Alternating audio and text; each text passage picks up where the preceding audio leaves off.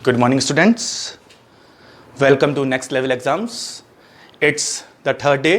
आज हम जाएंगे न्यूमेरिकल्स के ऊपर कि न्यूमेरिकल्स मैंने कल आपको जैसे पढ़ाया था पिछली वीडियो के अंदर कि सर्कुलर फ्लो क्या होता है और नेशनल इनकम किस तरीके कैलकुलेट करते हैं। फिर मैंने आपको प्रॉमिस किया था कि आपको न्यूमेरिकल्स के लिए फॉर्मूलोस को याद करने का, रटने का बहुत ज़्यादा दिमाग लगाने का नहीं है। सिर्फ और सिर्फ कॉन्सेप्ट्स अगर आप सीख जाओगे तो आपको क्लियर हो जाएंगे। तो आज हम बेसिकली न्यूमेरिकल्स की तरफ फर्स्ट स्टेप उठा रहे हैं। तो फर्स्ट स्टेप जो हम उठा रहे हैं नेशनल इनकम में न्यूमेरिकल की तरफ, वो है कन्वर्जन सीख रहे हैं।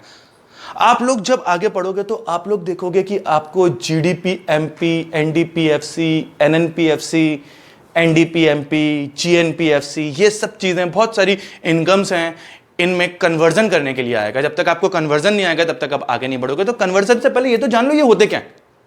तो सबसे पहले ये एक डायग्राम मैंने बना के रखा हुआ है। अभी आपको खास कुछ इसमें समझ में ज्यादा नहीं आएगा, लेकिन ये डायग्राम लास्ट में हम फिर से लेके आएंगे एंड एट दैट पॉइंट आपको ये डायग्राम एग्जैक्टली जैसा का जैसा ये है वैसा का वैसा आपको याद हो जाएगा। और यही डायग्राम सारे न्यूमेरिकल्स में काम आने वाला है आपके। करेक्ट?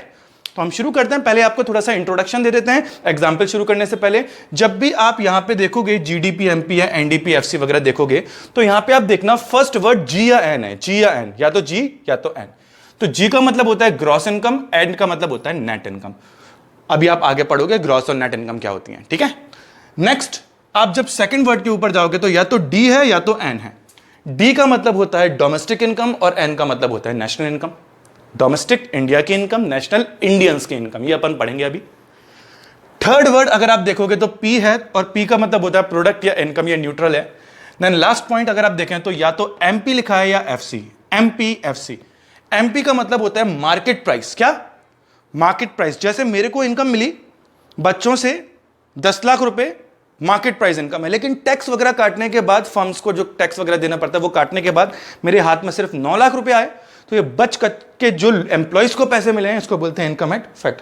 फैक्टर का मतलब होता है जिन्होंने काम किया, जिन्होंने लेबर करी, उनके पास जो पैसा जाता है उसको बोलते हैं इनकम एट फैक्टर कॉस्ट। लेकिन फर्म्स के पास जो पैसा आता है उसको बोलते हैं इनकम एट मार्केट प्राइस। चलें अभी देखेंगे अपन किस तरीके से इसको आगे लेके चलते हैं, ठीक है। तो अब इस पूरे बड़े बड़े कॉन्सेप्ट पे जाने से पहले, न्यूमेरिकल्स करने से पहले, मैं आपको इसको बहुत ही ज्यादा ईजी बनाने के लिए एक एग्जाम्पल लेके चलूंगा। उस एग्जाम्पल पे पहले ध्यान देना है, उसके बाद हम वापस इसके ऊपर आ जाएंगे। Okay, example. चले हम एग्जाम्पल लेंगे आज एक फर्म का। मान लीजिए ये मैन्युफैक्चरिंग यूनिट है, यहां पे कार्स मैन्युफैक्चर होती हैं। क्या? कार्स। चले शुरू करते हैं इसको एकदम स्टार्टिंग से। मैं सिर्फ आपसे कुछ क्वेश्चंस पूछूंगा। मान लीजिए इसने आज एक महीने के अंदर 10 कार सेल करी। कितनी? 10। और हर एक कार की मार्केट वैल्यू थी 10 लाख रुपीज। कितनी? 1 2 3 4 5 10 लाख रुपीज। 10 कार सेल करी, हर एक की वैल्यू थी कितनी? 10 लाख रुपीज। तो इसके पास कितने पैसे आए होंगे फर्म के पास? फर्म के पास आए होंगे 10 lakh into 10 round about 1 crore रुपए। करेक्ट? तो इस फर्म में काम करने वाले लोगों की इनकम कितनी होगी? 1 करोड़ रुपए। ये आपको लग रहा होगा, ये मुझे भी लग रहा है। लेकिन सोचिए कि असलियत में उन लोगों के पास क्या ये पैसा पहुंचेगा? मेरे हिसाब से नहीं पहुंचेगा। उनके पास डिस्ट्रीब्यूट होगा शायद 8 या 9, 80 या 90 लाख रुपए, ना कि एग्जैक्टली 1 करोड़ रुपीस। बिकॉज बीच में शायद इस फर्म को कुछ टैक्स पे करना पड़े गवर्नमेंट को, और गवर्नमेंट को टैक्स पे करने के बाद, जिसको हम बोल सकते हैं इनडायरेक्ट टैक्स, तो जो टैक्स पे करेंगे उसके बाद जो बचेगा वो शायद एम्प्लॉइज के पास पहुंचेगा। करेक्ट है कि नहीं? तो ये वाली इनकम पूछिए हमसे या ये वाली? अगर हम ये वाली इनकम जानना चाहते हैं तो हम बोलेंगे फैक्ट्री से कि आप बताओ अपनी ग्रॉस इनकम। क्या? ग्रॉस। लेकिन गवर्नमेंट को टैक्स देने के बाद एम्प्लॉइज को देने के लिए जो पैसे बचे गवर्नमेंट के पास, सॉरी इस फर्म के पास, उस इनकम को अगर हमें पूछना है कि वो कितने हैं, तो हम फर्म से बोलेंगे बताइए इनकम एट फैक्टरल कॉस्ट। फैक्टरल कॉस्ट का मतलब क्या हो गया कि वो पैसे टैक्स देने के बाद जो फर्म के पास बचे हैं, जो वो अपने एम्प्लॉइज में डिस्ट्रीब्यूट कर सकता है, उसको हम बोलेंगे कौन सी इनकम? उसको हम बोलेंगे फैक्टरल कॉस्ट। और इनकम जो मार्केट में मिली है फर्म को, उसको बोलते हैं इनकम एट मार्केट प्राइस। तो अब सोचिए ये वाली इनकम पूछनी है, ये वाली, तो इन दोनों के नामकरण कर दिए। इसका नाम क्या कर दिया, टैक्स काटने से पहले क्या बोलेंगे उसको हम, इनकम एट मार्केट प्राइस, और टैक्स काटने के बाद क्या बोलेंगे हम, इनकम एट फैक्टरल कॉस्ट फर्म्स के लेवल पे, एनआईटी। चले कोई बात नहीं, ये तो एक सिंपल केस हो गया। चलें एक और बात मेरे को बताएं।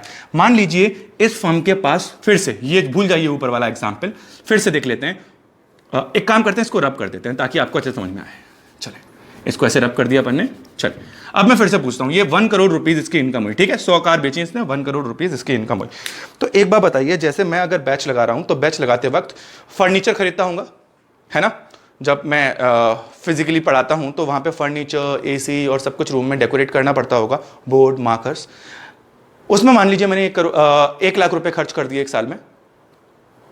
अब अगर अगले साल मैं फिर से बैच शुरू करूंगा तो क्या, तो मैंने फर्नीचर वगैरह जो खरीदा है, करेक्ट, उसकी मार्केट वैल्यू अभी भी उतनी तो रही नहीं होगी, है ना, और कुछ फर्नीचर मुझे नया भी खरीदना पड़ेगा, करेक्ट है कि नहीं है। तो शायद मैंने अगर 10 लाख रुपए उस साल कमाए तो उसमें से 60-70 हजार रुपए मुझे सिर्फ उन फर्नीचर की रिपेयरिंग पे खर्च करना पड़ेगा या नए फर्नीचर पे खर्च करना पड़ेगा। और क्या ये उस कोचिंग का ही तो एक्सपेंस है? तो असलियत में मेरे हाथ में 10 लाख नहीं आए होंगे, शायद 9,30,000 रुपए आए होंगे, क्योंकि ये डेप्रीसिएशन भी तो मुझे ही भरना पड़ेगा, करेक्ट है कि नहीं है। वैसे ही फर्म के साथ तो वही होगा। देखिएगा ध्यान से, 1 करोड़ रुपए इस फर्म ने कमाए, करेक्ट, इस साल। अब हम ये मान लेते हैं गवर्नमेंट को कोई पैसा नहीं देना, ये लीजिए मान लिया, अभी अपन ने गवर्नमेंट वाला केस काट के रखते हैं। लेकिन एक बार बताइए, जो इसके अंदर बड़ी बड़ी मशीन इसने लगाई होंगी और पेंटिंग के लिए जो नए नए ब्रशेस लेके आए होंगे, और पता नहीं सिस्टम्स अपग्रेड करने पड़े होंगे इनको, तो ये सारी की सारी मशीन पे शायद रिपेयरिंग वर्क और नई मशीन जो पुरानी खराब हो गई उसकी जगह नई मशीन लगाना, इस पर इनके पास कम से कम शायद 10 लाख रुपए तक का खर्चा आया होगा। तो असलियत में ये 10 लाख रुपए इसी में से तो निकालेंगे वो, करेक्ट। वो 1 करोड़ रुपए कौन बांट देंगे, वो सबसे पहले डेप्रिसिएशन चार्ज करेंगे, करेक्ट और नॉट। ये जो मशीन पे पैसा खर्च करना पड़ता है एक साल में उनकी रिपेयरिंग वगैरह के ऊपर, या फिर जो काम करने लायक नहीं है उसको बदलने के ऊपर, इसको बोलते हैं डेप्रिसिएशन। क्या बोलते हैं, डेप्रिसिएशन। तो इसको इनकम जो डेप्रिसिएशन काटने से पहले होती है, इसको हम बोलते हैं कौन सी इनकम, इसको हम बोलते हैं ग्रॉस इनकम। और इनकम ये काटने के बाद जो बची कुची इनकम होती है, जो यहां पे 90 लाख है, इसको हम बोलते हैं नेट इनकम। नेट इनकम का मतलब होता है डेप्रिसिएशन काटने के बाद जो पैसे बचे, उसको बोलते हैं नेट इनकम। चलें जरा अभी इन दोनों का एग्जाम्पल लेते हैं। अगर आपको यह जानना है कि मेरी कोचिंग की कौन सी इनकम गवर्नमेंट को टैक्स देने से पहले और डेप्रिसिएशन काटने से पहले वाली इनकम पता करनी है, तो आप शायद मुझे बोलोगे GDP, ग्रॉस मतलब अभी तक टैक्स डेप्रिसिएशन चार्ज नहीं करी है, domestic product at market price, market price मतलब अभी तक मैंने टैक्स पे नहीं किया। लेकिन आपको यह जानना है कि डेप्रिसिएशन काटने के बाद, गवर्नमेंट को टैक्स देने के बाद जो बची कुछ ही पैसे बचे हुए मेरे पास वो कितने हैं, ये मुझसे अगर आपको पूछना है तो आप बोलोगे सर ग्रॉस मत बताओ, अब ये बताओ नेट, डेप्रिसिएशन काटने के बाद डोमेस्टिक प्रोडक्ट आपकी इनकम एट फैक्टरल कॉस्ट। फैक्टरल कॉस्ट मतलब आपके हाथ में कितने आए, आपने जब गवर्नमेंट को टैक्स पे कर दिए तब। तो ये इनकम तो मेरी ही है, इंडिया की ही है, लेकिन वही पब्लिक की इनकम गवर्नमेंट को टैक्स देने से पहले कितनी होगी या टैक्स देने के बाद कितनी होगी, all over India depreciation charge करने से पहले कितनी होगी, डेप्रिसिएशन चार्ज करने के बाद कितनी होगी, यही सबको ध्यान में रख के इन एग्रीगेट्स को फॉर्म किया गया है। तो ये नहीं है कोई दूसरी इनकम तीसरी इनकम है इंडिया की ही इनकम, बस अलग अलग लेवल्स पे। टैक्स काटने से पहले कुछ ये बोलेंगे, टैक्स काटने के बाद ये बोलेंगे, डेप्रिसिएशन काटने से ये बोलेंगे, डेप्रिसिएशन काटने के बाद कुछ और बोलेंगे। इंडियंस की इनकम का मतलब कुछ और, इंडिया की इनकम का मतलब कुछ और। तो आपको सिर्फ एक बेसिक चीज समझ में आ गई होगी कि ये सारी की सारी जो पॉइंट्स हैं ये इंडिया की ही इनकम है, बस इनका मतलब यही चेंज होता है कि टैक्स कटा कि नहीं कटा, डेप्रिसिएशन चार्ज हुआ या नहीं हुआ, बस, और कोई दिक्कत नहीं है। ठीक है, तो अब हम शुरू करेंगे एकदम बेसिक से। चलें, सबसे पहले हम पढ़ेंगे ग्रॉस और नेट इनकम के बारे में। सिर्फ 3 पॉइंट्स हमें पढ़ने हैं, जल्दी जल्दी पढ़ेंगे अब इसको और खत्म करेंगे जल्दी से, ग्रॉस इनकम और नेट इनकम। चलें शुरू करते हैं। ग्रॉस इनकम का मतलब क्या होता है? ग्रॉस इनकम का मतलब होता है इन टोटल कितना पैसा इस फर्म के पास आया, करेक्ट? ठीक है, लेकिन डेप्रिसिएशन चार्ज करने के बाद जो पैसा बच जाता है, जो असलियत में उनके उस फॉर्म का होता है डेप्रिसिएशन काट करने के बाद, उसको बोलते हैं नेट इनकम, और नेट इनकम ज़्यादातर होती है छोटी। चले अब एक काम करते हैं, थोड़ा सा एग्जाम्पल ले लेते हैं ताकि आपको समझ में आए। देखिएगा, अगर मैंने एक कोचिंग सेंटर लगाया, यहाँ पे देखिएगा मैंने एक कोचिंग सेंटर लगाया, कोचिंग सेंटर लगाते वक्त उसके अंदर बहुत सारा फर्नीचर डलवाया, करेक्ट, उसके अंदर एसी भी लगवाया, बोर्ड लगवाया और डेस्क लगवाई, एक रिसेप्शन बनवाया, सब कुछ करवाया मैंने, और इसके अंदर मैंने खर्च कर दिए 3 लाख रुपए, मान लेते हैं वन टाइम इन्वेस्टमेंट। उसके बाद अगर इस साल मेरे को मिले 10 लाख रुपीस आप लोगों से एज इनकम, तो इसको बोलेंगे ग्रॉस इनकम। लेकिन एक साल खत्म होते होते क्या इन सब इनपुट्स की वैल्यू 3 लाख ही रहेगी? कम हो चुकी होगी, और अगले साल शायद मुझे कुछ बेंचेस को रिपेयर करवाना पड़े, एसी रिपेयर करवाना पड़े, और शायद कुछ बेंचेस नई खरीदनी पड़े जो टूट गई हैं, और शायद डेस्क बदलनी पड़े। तो अगले साल तक इस पूरे की वैल्यू रह गई सिर्फ 1 लाख रुपए, और मुझे 2 लाख रुपए अपनी जेब से फिर से लगाने पड़ेंगे। तो 2 लाख रुपए का मुझे हो गया डेप्रिसिएशन। क्या हो गया? डेप्रिसिएशन। कोई मुझसे पूछेगा कितने पैसे कमाए, मैं 10 लाख नहीं बोलूंगा, शायद मैं बोलूंगा 8 लाख रुपए कमाए साहब। क्यों? 10 लाख रुपए मेरे पास आए तो थे, लेकिन डेप्रिसिएशन कटने के बाद, क्योंकि ये पैसा मैं इसी 10 लाख में से तो निकालूंगा, डेप्रिसिएशन कटने के बाद 8 लाख रुपए मेरे पास बचे। तो ये जो 8 लाख रुपए बचे हैं, इसको बोलेंगे कौन सी इनकम? इसको बोलेंगे net income.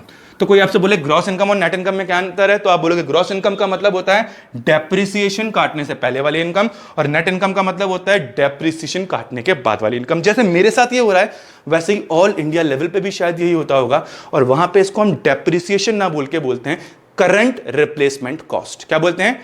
Current replacement cost. या इसका एक और नाम होता है डेप्रिसिएशन का, वो है कंजम्पशन ऑफ फिक्स्ड कैपिटल। जितनी भी हमने फिक्स्ड एसेट्स लगाई हैं, उनकी जो वैल्यू कम हो जाती है, उसको भी हम डेप्रिसिएशन बोलते हैं। सब कुछ छोड़ते हैं, पिन पॉइंट पे आते हैं। ग्रॉस इनकम बड़ी होती है, नेट इनकम छोटी होती है, और बीच में क्या कट जाता है? बीच में कट जाता है डेप्रिसिएशन। खत्म। कोई दिक्कत इसकी बात नहीं। नेक्स्ट पॉइंट पे आते हैं।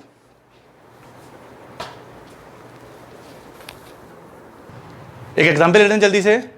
ग्रॉस इनकम दे रखी है 100 करोड़ रुपीस, डेप्थ दे रखा है 20 करोड़। नेट इनकम कितनी होगी? पहले बताओ, ग्रॉस इनकम का मतलब क्या होता है? कुल मिला के जो पैसा मेरे पास आया। लेकिन जो मेरे इनपुट्स के ऊपर खर्च होगा, डेप्रिसिएशन जो हो गया मेरी चार्जेस का, उसको हटाने के बाद जो पैसा मिलेगा, उसको क्या बोलते हैं? Net income. तो नेट इनकम कैसे निकालोगे? Gross income minus depth. तो ग्रॉस इनकम कितनी थी हमारी? 100, माइनस कर दिया कितना? 20, तो बच गया कितना? 80। इसको बोलते हैं हम कौन सी इनकम? इसको हम बोलते हैं नेट इनकम। आगे चलते हैं। हाँ जी, फर्स्ट पॉइंट अपन ने सीख लिया। अब सेकंड पॉइंट है एमपी और FC, income eight market price और इनकम एट फैक्टरल कॉस्ट। अब समझिएगा इसको, एकदम सिंपल है। इनकम एट मार्केट प्राइस का मतलब हो गया जो पब्लिक ने पैसा खर्च करके इस फर्म के पास पैसे पहुंचाए। फॉर एग्जाम्पल 100 करोड़ रुपीस इस फर्म के पास आए, करेक्ट। अब ये पैसा ही लोगों में, किन में? लोगों में डिस्ट्रीब्यूट होना चाहिए। लेकिन लोगों में डिस्ट्रीब्यूट करने से पहले, मतलब एम्प्लॉइज में डिस्ट्रीब्यूट करने से पहले, गवर्नमेंट कुछ टैक्स काटती है इस फर्म से, जिसको बोलते हैं इनडायरेक्ट टैक्स। अगर उसने 30 lakh rupees in form of tax, 30 crore rupees in form of tax मांग लिए, ठीक है, तो ये कहलाता है NIT, नेट इनडायरेक्ट टैक्स। उसके बाद जो भी पैसा बचेगा, वो पैसा पहुंचेगा किसके पास? लोगों के पास। और इसको बोलते हैं इनकम एट मार्केट प्राइस, जो फर्म्स के पास पैसा पहुंचा। और इसको बोलते हैं इनकम एट फैक्टरल कॉस्ट, जो लोगों के पास अब पैसा पहुंचेगा। तो मार्केट प्राइस बड़ा होता है और फैक्टरल कॉस्ट छोटा होता है। अगर आपसे पूछा जाए इनकम एट मार्केट प्राइस, और अगर आपसे पूछा जाए टैक्स काटने के बाद क्या एम्प्लॉय को पैसा मिला, तो हम आपसे पूछेंगे इनकम एट फैक्टरल कॉस्ट। एग्जाम्पल तो यहीं पर ही हो गया। मान लो मार्केट प्राइस पे इनकम कितनी है? मार्केट प्राइस पे इनकम है 100 करोड़। आपके पास NIT की वैल्यू, मतलब गवर्नमेंट के द्वारा काटे गए टैक्सेस की वैल्यू है 30 करोड़। तो आप फैक्टरल कॉस्ट पे इनकम कैसे निकालोगे? कैसे निकालोगे? मार्केट प्राइस बड़ी इनकम माइनस जो कटता है, क्या कट गया? Depreciation, net indirect tax. तो कितना बच गया? 100 माइनस 30 is equal to 70। Any problem with this? ये हमारा हो गया मार्केट प्राइस और फैक्टरल कॉस्ट। अब लास्ट थर्ड पॉइंट पे चलते हैं, जो सबसे इंपॉर्टेंट है, वो है डोमेस्टिक और नेशनल इनकम। हाँ जी, अब लास्ट थर्ड सबसे इंपॉर्टेंट पॉइंट के ऊपर चलते हैं, वो है डोमेस्टिक इनकम और नेशनल इनकम। डोमेस्टिक इनकम का मतलब होता है इंडिया के अंदर जनरेट हुई इनकम। याद रखना बेटा, डोमेस्टिक इनकम का मतलब क्या होता है? इंडिया के अंदर जनरेट हुई इनकम। और नेशनल इनकम का मतलब होता है इंडियंस के द्वारा जनरेट की गई इनकम। दोनों में डिफरेंस है।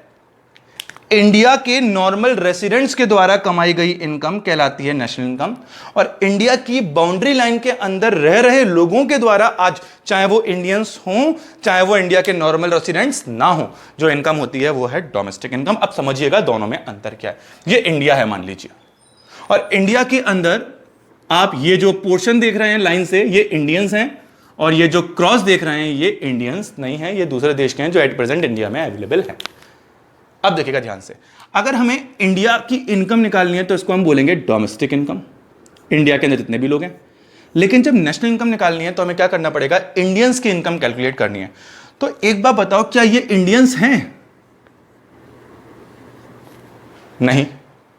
और ये लोग दूसरे देश में इंडियंस हैं, क्योंकि आपको तो पता है आधा पंजाब कनाडा में जाके बसा हुआ है, तो बहुत से इंडियंस हैं जो दूसरे देश में जाके पैसा कमा रहे हैं। अब देखिएगा ध्यान से, तो भाई साहब ये सारी इनकम्स तो इंडियंस की इनकम है जो हमें ऐड करनी पड़ेगी अगर हमें नेशनल इनकम निकालनी है, और ये वाली इनकम जो इंडियंस की इनकम नहीं है इसको हमें क्या करना पड़ेगा? माइनस करना पड़ेगा। समझिएगा, ये जो इनकम है इसको बोलते हैं हम फैक्टरल इनकम फ्रॉम एब्रॉड। फैक्टरल मतलब कमाई हुई इनकम फ्रॉम अब्रॉड, जो अब्रॉड से दूसरे देशों से इंडिया में आएगी। करेक्ट, समझ रहे हो? और ये जो इंडियंस नहीं है इसकी माइनस करेंगे तो ये बोलते हैं हम फैक्टरल इनकम टू अब्रॉड। क्या बोलते हैं? To abroad. Factor income to abroad, कमाया हुआ पैसा दूसरे देशों के लोगों द्वारा जो अभी इंडियंस में रह रहे हैं, जो दूसरे देशों में लेके चले जाएंगे। तो ये इंडियंस की इनकम नहीं है। तो आपने मान लीजिए 100 करोड़ रुपए आए और 40 करोड़ रुपए वो थे जो इंडियंस नहीं थे, गए। तो अगर डोमेस्टिक इनकम थी 300 करोड़, कितनी? 300 करोड़, तो इसके अंदर 100 करोड़ हम ऐड करेंगे क्योंकि ये इंडियंस हैं, और ये 40 करोड़ माइनस करेंगे क्योंकि ये इंडिया में रह रहे थे लेकिन इंडियंस नहीं है। तो इन टोटल कितने ऐड करेंगे हम इसके अंदर? 60 करोड़ रुपीस, और ये कन्वर्ट हो जाएगी इंडियंस की इनकम में। किसमें? इंडियंस की इनकम में। इसको हम बोलेंगे नेशनल इनकम। और ये जो 60 है ना, इस 60 को हम बोलते हैं NFIA। क्या बोलते हैं इसको हम? NFIA।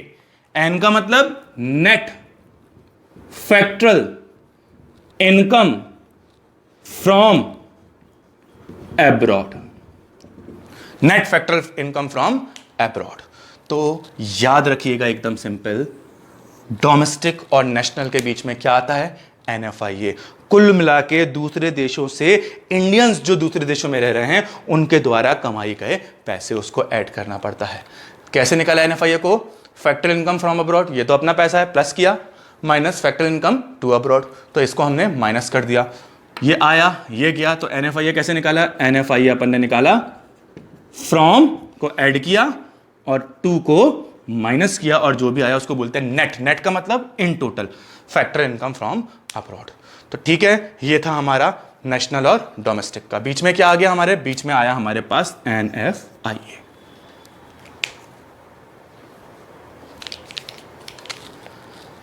तो आपने डायग्राम भी देख लिया, तो मोटा मोटा हमें क्या समझ में आया। अब न्यूमेरिकल्स के ऊपर चलेंगे। हमें पहली चीज समझ में आई कि एक होती है ग्रॉस और एक होती है नेट इनकम। करेक्ट? एक होती है इनकम एट मार्केट प्राइस और एक होती है इनकम एट फैक्टरल कॉस्ट। एक होती है नेशनल इनकम और एक होती है डोमेस्टिक इनकम। करेक्ट? यही होता है ना? चलिए मुझे बताएं, कौन सी इनकम बड़ी होती है, ग्रॉस या नेट? ग्रॉस बड़ी होती है और नेट इनकम छोटी होती है। मार्केट प्राइस बड़ी होती है, फैक्टरल कॉस्ट छोटी होती है। नेशनल बड़ी होती है और डोमेस्टिक छोटी होती है। चलें, ग्रॉस और नेट के बीच में क्या आता है? डेप्रिसिएशन। मैंने बताया था ना आपको, डेप्रिसिएशन का मतलब क्या हो गया? ग्रॉस इनकम, मैंने जो इन्वेस्ट किया उसके बाद पैसे कमाए, पैसे कमाने के बाद जो इन्वेस्टमेंट के ऊपर डेप्रिसिएशन हो गया, उसको काटने के बाद जो पैसा बचा उसको बोलते हैं नेट इनकम। चलें, कोई बात नहीं।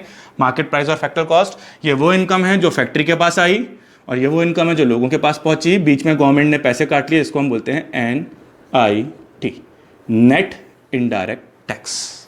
चले, नेशनल बड़ी होती है, डोमेस्टिक छोटी। नेशनल मतलब इंडियंस का पैसा, डोमेस्टिक मतलब इंडिया का पैसा। इसमें एक चीज आ जाती है, वो है NFIA। क्या आता है? NFIA। करेक्ट है कि नहीं है? चलें, अब स्टार्टिंग शुरू करते हैं अपन लोग। सबसे पहले NFIA कैसे निकालते हैं अभी लिख देते हैं। NFIA कैसे निकालते हैं हम? NFIA का मतलब होता है from abroad minus two abroad. ठीक है। NIT कैसे निकालते हैं अगर नहीं दे रखा हो तो? Indirect tax minus subsidies. और डेप तो डायरेक्टली दे रखा होता है, लेकिन डेप का एक और नाम है कंजम्पशन ऑफ फिक्स कैपिटल। चलें, अब शुरू करते हैं अपन लोग एक।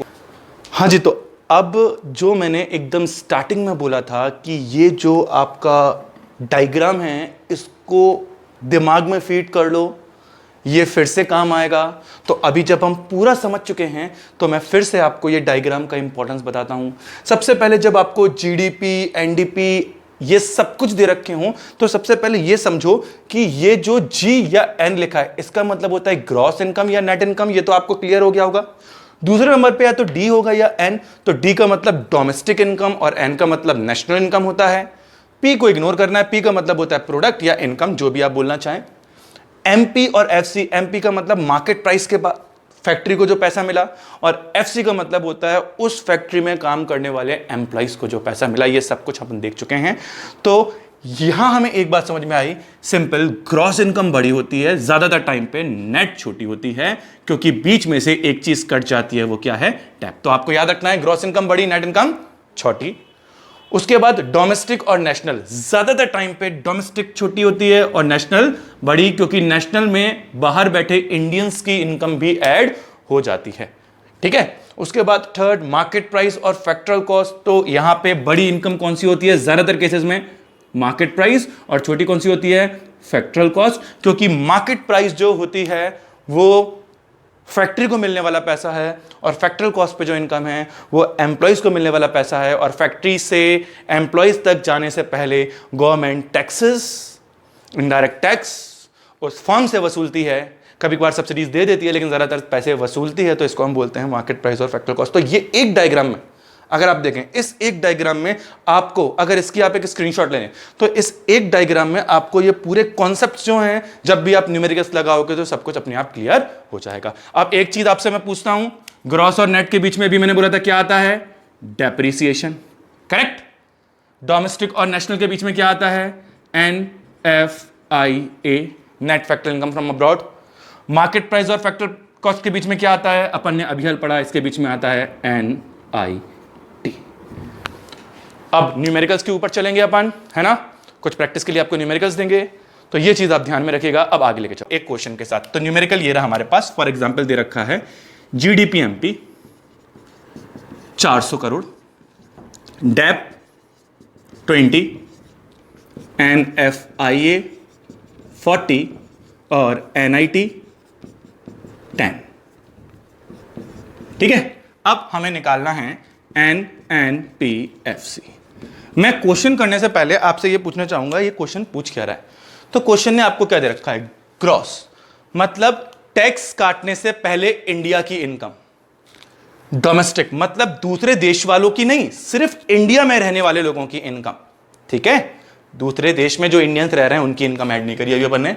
Eight market price, market price का मतलब जो फैक्ट्री के पास पैसा आया, फर्म के पास, ना कि एम्प्लॉइज, मतलब टैक्स काटने से पहले वाली इनकम हमें दे रखी है 400 करोड़। अब देखते हैं हमसे पूछा गया है नेट मतलब टैक्स काटने के बाद, तो टैक्स माइनस करेंगे हम। नेशनल मतलब इंडियंस, तो दूसरे देश वाले इंडियंस क्या बोलते हैं? NFIA, उनकी इनकम को ऐड करेंगे। फैक्टरल कॉस्ट मतलब जो डेप्रिसिएशन तो काट ही लिया हमने, जो फैक्ट्री के बाद एम्प्लॉइज तक पहुंचने से पहले जो टैक्स कटे थे वो भी टैक्स काटने के बाद। ये दिमाग में लॉजिक क्लियर होना चाहिए ताकि हमें फॉर्मुलेस की जरूरत ही ना पड़े, हम क्वेश्चन देख के ही आंसर दे सकें। लेकिन अब हम क्वेश्चन को करने की कोशिश करते हैं। यहां पे देखिएगा, अब सबसे पहले आप क्या करो, जो आपको दे रखा है उसको भूल जाओ, जो नहीं दे रखा है उसको यहां पे लिख लो, ऐसे लिख लिया। अब जो आपको दे रखा है उसको यहां पे ले आओ, GDP कितना दे रखा है आपको, 400 करोड़। अब पहले वर्ड के ऊपर आओ, पहला वर्ड क्या है, यहां लिखा है नेट और यहां लिखा है ग्रॉस। कौन सी इनकम बड़ी होती है, ग्रॉस या नेट? साहब ग्रॉस इनकम बड़ी होती है और नेट इनकम छोटी होती है। तो अपन को जाना कहां है, ये निकालना है ना छोटी की तरफ। तो बड़े को छोटे में कन्वर्ट अगर करना है तो बड़े में कुछ प्लस करोगे या माइनस? सिंपल है, बड़े में कुछ ना कुछ माइनस करेंगे। और ग्रॉस और नेट के बीच में क्या चीज माइनस होती है, डेप। ये तो बच्चों वाली चीज हो गई। लेकिन अगर आपको प्रैक्टिकलिटी में समझना है तो हमें कौन सी इनकम निकालनी, नेट, कटौती के बाद वाली, टैक्स की डेप्रिसिएशन के कटौती के बाद वाली। और दे कौन सी रखी है, ग्रॉस, मतलब डेप्रिसिएशन काटने से पहले वाली। तो ग्रॉस बड़ी है, उसमें से डेप माइनस किया तो नेट निकल के आ जाएगी। चलें अब नेक्स्ट वर्ड देखते हैं। ग्रॉस और नेट देख लिया हमने। अब नेक्स्ट वर्ड हमारे पास है, यहां देखिएगा ध्यान से, ये दे रखा है एन और ये दे रखा है आपके पास डी। मैंने आपको बताया था नेक्स्ट वर्ड होता है डोमेस्टिक और नेशनल के लिए। किसके लिए, डोमेस्टिक इनकम के लिए और नेशनल इनकम के लिए। मेरे को बताओ कौन सी इनकम बड़ी होती है, नेशनल या डोमेस्टिक? यहां देखिए, नेशनल बड़ी है और डोमेस्टिक छोटी है। नेशनल का मतलब इंडियंस की इनकम और डोमेस्टिक का मतलब इंडिया की इनकम। तो हम क्या करेंगे, हम छोटे से जब बड़े की तरफ जाएंगे तो छोटे में कुछ ऐड करेंगे या माइनस? हम इंडिया की इनकम में इंडियंस की इनकम ऐड करेंगे, NFIA। सिंपल है। डोमेस्टिक क्या होती है, छोटी, नेशनल क्या होती है, बड़ी। यहां पे देखें, डोमेस्टिक छोटी, नेशनल बड़ी, बीच में क्या आया, NFIA। तो जब हम छोटे से बड़े की तरफ जाएंगे तो क्या करेंगे, ऐड। तो हमें कहां जाना था, डोमेस्टिक से नेशनल की तरफ, तो हमने क्या किया, ऐड का बटन दबाया और हमने NFIA को ऐड कर दिया। चले अब लास्ट पॉइंट हमारे पास क्या है, लास्ट पॉइंट हमारे पास है, यहां देखिएगा ध्यान से, फैक्टरल कॉस्ट और मार्केट प्राइस। बताएं बड़ा क्या होता है, मार्केट प्राइस या फैक्टरल कॉस्ट? यहां देखें, मार्केट प्राइस और फैक्टरल कॉस्ट, ये फैक्ट्री के द्वारा कमाई हुई इनकम है और ये जो लोगों को मिली, बीच में गवर्नमेंट ने पैसे काटे, उसको क्या बोलते हैं, टैक्स, NIT। तो बड़ी कौन सी होती है, बड़ी होती है हमारी मार्केट प्राइस और छोटी कौन सी होती है हमारी, फैक्टरल कॉस्ट। तो बताइए, मार्केट प्राइस बड़ी होती है, फैक्टरल कॉस्ट छोटी। बड़े से जब छोटे की तरफ जाना हो, मार्केट प्राइस से जब फैक्टरल कॉस्ट की तरफ जाना हो, बड़े से छोटे की तरफ, तो क्या करोगे, माइनस। तो हमने यहां पे कर दिया क्या, माइनस, और माइनस क्या किया, बड़े और यहां पे ग्रॉस, मार्केट प्राइस और फैक्टरल कॉस्ट में क्या माइनस होता है, NIT। तो NIT को माइनस कर दिया हमने। NIT को जैसे माइनस किया हमने तो हमारे पास आंसर निकल के आ जाएगा। देखिएगा ध्यान से, हमने सबसे पहले एक माइनस क्या किया, डेप की वैल्यू कितनी है, 20, तो हमने यहाँ पे लिख दिया -20।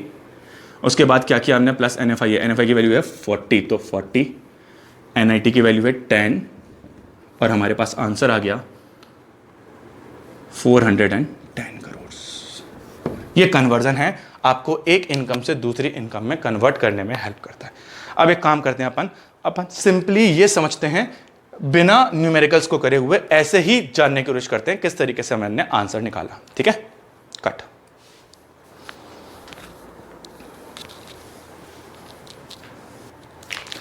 चले पहली बार बताओ, ये क्या है, ग्रॉस, ये क्या है, नेट।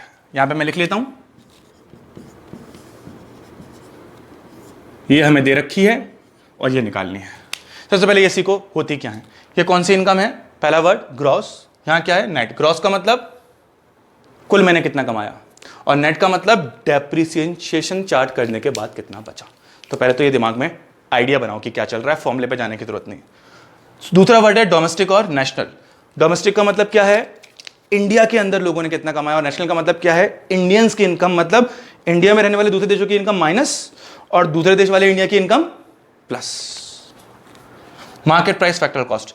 मार्केट प्राइस का मतलब क्या है, वो इनकम जो फैक्ट्री के पास पहुंची, और फैक्टरल कॉस्ट का मतलब है वो पैसा जो फैक्ट्री के पास से एम्प्लॉइज के पास पहुंचा टैक्स काटने के बाद में। तो अब हम पूरी इमेज बनाते हैं। जी टोटल पैसा डेफिसिट काटने से पहले, डोमेस्टिक इंडिया के अंदर जो बना, income eight market price, market price का मतलब हो गया टैक्स गवर्नमेंट को देने से पहले जो कमाया वो दे रखा है आपको 400 करोड़। और आपसे पूछा क्या, नेट डेप्रिसिएशन काटने के बाद की इनकम, नेशनल मतलब इंडियंस की इनकम, जिसमें इंडिया के इनकम के साथ साथ वो इनकम ऐड है जो इंडियंस तो हैं लेकिन एट प्रेजेंट इंडिया में मौजूद नहीं है। फैक्टरल कॉस्ट, एट फैक्टरल कॉस्ट मतलब उस लेवल की इनकम बताओ, वो पैसे बताओ जो एम्प्लॉइज के पास पहुंचे हैं, ना कि फर्म के पास आए हैं, मतलब आपके टैक्स काटने के बाद जो फर्म के पास पहुंचे वो पैसे। तो आपने क्या किया, सबसे पहले नेट निकालना था, तो ग्रॉस में से क्या माइनस कर दिया, डेप। तो आपको वो पैसे मिल गए जो डेप काटने के बाद नेट। डोमेस्टिक इंडिया, इंडियंस की इनकम निकालनी थी तो आपने प्लस कर दी एनएफआई, इंडियंस की इनकम को ऐड कर दिया आपने। मार्केट प्राइस, तो आपने मार्केट प्राइस पर वो पैसा है जो फैक्ट्री के पास पहुंचा, एम्प्लॉइज के पास जाने से पहले कौन पैसा उड़ा लेके ले जाएगा, गवर्नमेंट, तो आपने माइनस कर दिया एनआईटी। तो इस तरीके से आपने फॉर्मूला अपने आप फॉर्म कर लिया। तो इस तरीके से क्वेश्चन आएगा आपके पास। एक और क्वेश्चन करते हैं लास्ट, उसके बाद आपको मैं कुछ क्वेश्चंस होमवर्क में दूंगा। एक क्वेश्चन और कर लें जल्दी से। अब मान लीजिए ये क्वेश्चन है, अब मान लीजिए ये क्वेश्चन है, आपको एनडीपीएफसी दे रखी है 600 करोड़, तो एन का मतलब नेट, मतलब डेप्रिसिएशन काटने के बाद वाली इनकम, डोमेस्टिक का मतलब इंडिया के अंदर क्रिएट हुई इनकम, एट फैक्टरल कॉस्ट, फैक्टरल कॉस्ट का मतलब हो गया टैक्स काटने के बाद जो फैक्ट्री एम्प्लॉइज को पैसा देगी वो पैसा, करेक्ट। और आपसे पूछा क्या है, जीडीपी, जी का मतलब ग्रॉस, डेप काटने से पहले जो फर्म्स के पास पैसा पहुंचा, डोमेस्टिक मतलब इंडिया के अंदर की ही इनकम, एट मार्केट प्राइस मतलब गवर्नमेंट को टैक्स देने से पहले का पैसा। तो टैक्स नहीं दिया है, यहां पे टैक्स दे रखा है तो टैक्स प्लस कर दो इसमें। ग्रॉस मांगी है, नेट दे रखा है मतलब टैक्स के साथ साथ डेप्रिसिएशन भी कट चुका था तो डेप्रिसिएशन भी ऐड कर दो इसके अंदर, तो ऑटोमेटिकली हमारे पास जीडीपीएम भी आ जाएगी। लेकिन हम एक काम करते हैं, हम कैलकुलेट करके देखते हैं। पहला वर्ड क्या है, ग्रॉस और नेट। कौन सी इनकम बड़ी होती है, तरह देखो, ग्रॉस बड़ी होती है और नेट छोटी होती है, करेक्ट। नेट का मतलब डेप काटने से पहले, ग्रॉस का मतलब डेप काटने के बाद। तो अपन ने क्या किया, छोटे से बड़ा बनाने के लिए हम क्या करेंगे, प्लस। और ग्रॉस और नेट में क्या प्लस करते हैं, हम प्लस करते हैं डेप्रिसिएशन, तो यहाँ पे डेप्रिसिएशन आ गया। चलें सेकंड वर्ड पे जाते हैं, डोमेस्टिक, और डोमेस्टिक ही है तो कोई कन्वर्ट करने की जरूरत है ही नहीं, चलें कोई बात नहीं। फैक्टरल कॉस्ट और मार्केट प्राइस, अब ये बताएं कौन सी बड़ी होती है, मार्केट प्राइस बड़ी होती है और फैक्टरल कॉस्ट छोटी। यहाँ देखें, मार्केट प्राइस बड़ी होती है और फैक्टरल कॉस्ट छोटी होती है। तो छोटी इनकम से बड़ी इनकम के पास जाना है तो क्या करोगे आप, प्लस करोगे। क्या प्लस करोगे, प्लस करोगे आप एनआईटी। क्या प्लस होती है मार्केट प्राइस और फैक्टरल कॉस्ट में, एनआईटी। तो डेप्रिसिएशन की वैल्यू कितनी है, डेप्रिसिएशन की वैल्यू आपको दे रखी है 20 और एनआईटी की वैल्यू दे रखी है आपको 40 और ये दे रखी थी आपको 600। तो 600 में अगर आप प्लस करोगे ये तो हो जाएगा आपका 660। तो इस तरीके से कन्वर्जन आएंगे आपके पास, क्या आएंगे, कन्वर्जन। अब मैं आपको एक फोटो दिखा रहा हूं, उसके अंदर 2-3 क्वेश्चंस होंगे, उन क्वेश्चंस को आप लगाएं और कमेंट में उसके आंसर्स दें, ठीक है। और आज की वीडियो हो जाएगी खत्म। हाँ जी, जिनको ये कॉन्सेप्ट समझ में आ गए तो अच्छी बात है, जिनको ये कॉन्सेप्ट अभी भी समझ में नहीं आए तो दिक्कत ये है कि आपने पहले वाली वीडियोस हमारी पढ़ी, मतलब उनको आपने देखा नहीं है। तो अगर आप हमारी पहले की वीडियोस जिसमें इससे पहले वाले कॉन्सेप्ट्स क्लियर किए गए हैं देखना चाहते हैं तो नीचे लिंक दे रखी है आपको पहले वाले वीडियोस की, तो आप जाके पहले वाले वीडियोस देख सकते हैं ताकि कॉन्सेप्ट और ज़्यादा तरीके से अच्छा हो। अब मैं कुछ क्वेश्चंस दे रहा हूँ, क्वेश्चंस आप देखिएगा, उसके बाद आज के लिए खत्म। तो ये क्वेश्चंस हो गए हमारे, ये 2 क्वेश्चंस देख लीजिए, इन 2 क्वेश्चंस को आपको कंप्लीट करना है, देखिए होते हैं कि नहीं होते हैं आपसे। सेकेंडली, आप जितने भी अभी जुड़े हैं नए, वीडियोस अगर पसंद आई हैं आपको तो हमारे चैनल को सब्सक्राइब करें, बेल आइकन को क्लिक करें और जितना हो सके उतना ज़्यादा शेयर करें ताकि और लोग जुड़ सकें। Thank you.